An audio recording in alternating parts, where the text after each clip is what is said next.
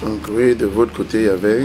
Il y avait, de notre côté, il y avait Maï Matip, Théodore, il y avait Mbombayem Silas, il y avait Dr Inarjori Martin, et il y avait Nongayom. Bon. Et bon, la séance ouvre à 9 h. Le général Lepiloche prend la parole en disant qu'il est envoyé du général de Gaulle.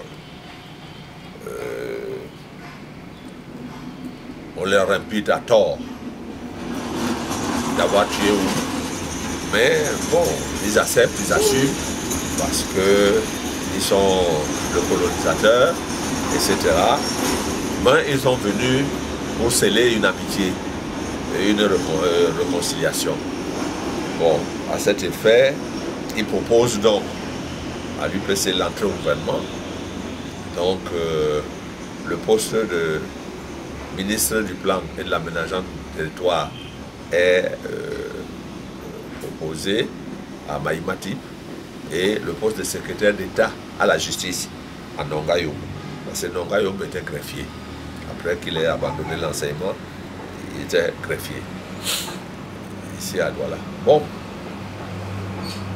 Il restait donc Maï dise oui ou non. Maï dit que non.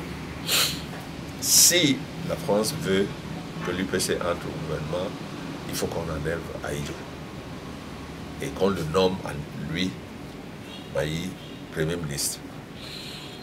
Le général Lepiloche lui dit, je vous comprends, mais vous savez, quand vous étiez au Maquis, pour nous, nous avons travaillé avec Ahidjo. Bon, nous ne pouvons pas le chasser comme un malpropre. Donnez-nous le temps. Et en politique, c'est là où j'ai appris, en politique, il faut savoir attendre. D'ailleurs, vous sortez du Maquis, vous ne connaissez pas encore faire un décret, encore moins un arrêté. Donc le pouvoir s'apprend. Nous sommes venus vous dire, nous sommes en 1959, 6 mois avant la proclamation de l'indépendance, nous vous garantissons que c'est un de vous qui va proclamer l'indépendance et on continuera la suite. Jusqu'à 17 h, Maï n'a pas voulu. Maï a insisté jusqu'à avancer à un moment donné. Il dit, mais il faut tenir compte des services rendus.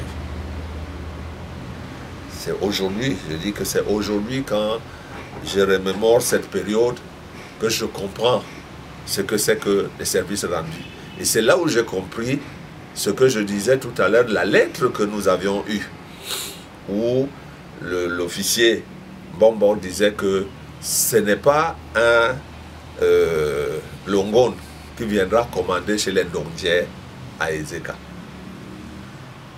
Donc, il avait vu comme policier étant à l'époque dans les services de renseignement, il avait vu que le moment était venu pour que bon, le sort du Cameroun soit décidé et que les responsables... Bon, mais Maï n'a rien compris.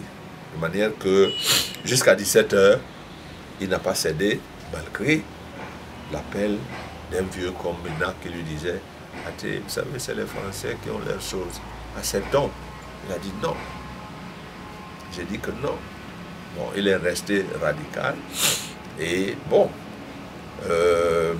à 17 h, le général Lepiloche dira que bon, mes chers amis, depuis ce matin, nous avons eu des échanges assez fructueux. Bon, nous pensons que la nuit portant conseil, bon, chaque partie va aller réfléchir et que nous pourrions nous retrouver dans les meilleurs délais pour voir ce que la nuit nous aura apporté. On se lève. Bon.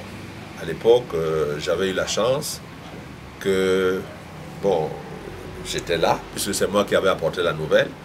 Et il y avait également un ami aussi qui avait fait le Maquis, qui sortait de lycée, qui était aussi jeune comme moi. Il s'appelait Boum Samuel Le Bref. Bon, on l'appelait avec un petit sobriquet Petit Homme. C'est nous deux qui étions. Et je me rappelle qu'à la descente des escaliers, le lieutenant-colonel Lamberton, on appelle le colonel Lamberton, me tape sur l'épaule. Il me dit, Pomme Sass, nous avons toujours pensé que les Bassa étaient des grands politiciens. Nous venons de nous rendre compte que c'est des politicards. Malheureusement, vous attendrez plus de 20 ans. Nous sommes au-delà de 20 ans. 50 ans sont passés. Voilà le tournant décisif que nous avons raté. Où les nationalistes auraient pu s'exprimer à travers leur lutte, etc. Mais à cause du gros cœur, la grande convoitise, eh bien, nous avons perdu le pouvoir. Et bon, la suite, on connaît que les Français, bon, nous, on a été vraiment traqués après, puisque même Maïma Tiba est en prison. Avec les bébés Idi, les Okala, les bébés Idi, Okala et Mida. Bon. Moi, je me rappelle que en 61, bon, le capitaine Agustini m'appelle et me dit, bon, on va faire de toi un ministre. Je dis, je vais réfléchir. Il dit, il n'y a pas à réfléchir. Bon, allez réfléchir, mais on t'attend. Bon, j'ai eu peur, parce que je me suis dit, le ténor comme Maï a refusé. Si j'accepte, on va dire que j'ai trahi. Mais je regrette aujourd'hui d'avoir refusé cette offre.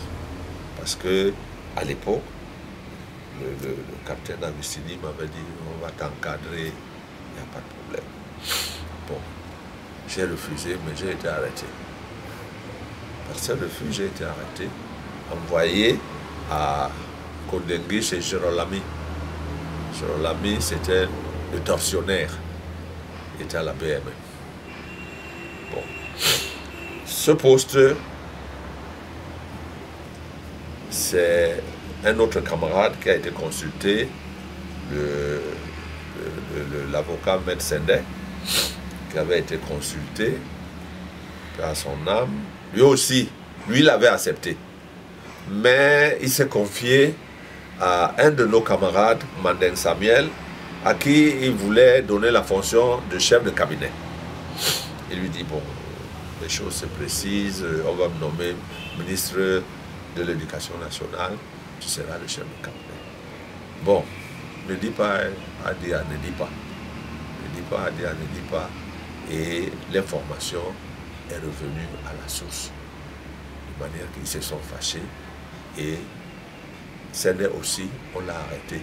Quand vous entendez le train de la mort, non, ça vient du fait que le maître Sendai, quand on l'a arrêté, on l'a jugé à Douala, en l'amenant sur Yaoundé, on l'a plombé, on savait qu'il allait mourir.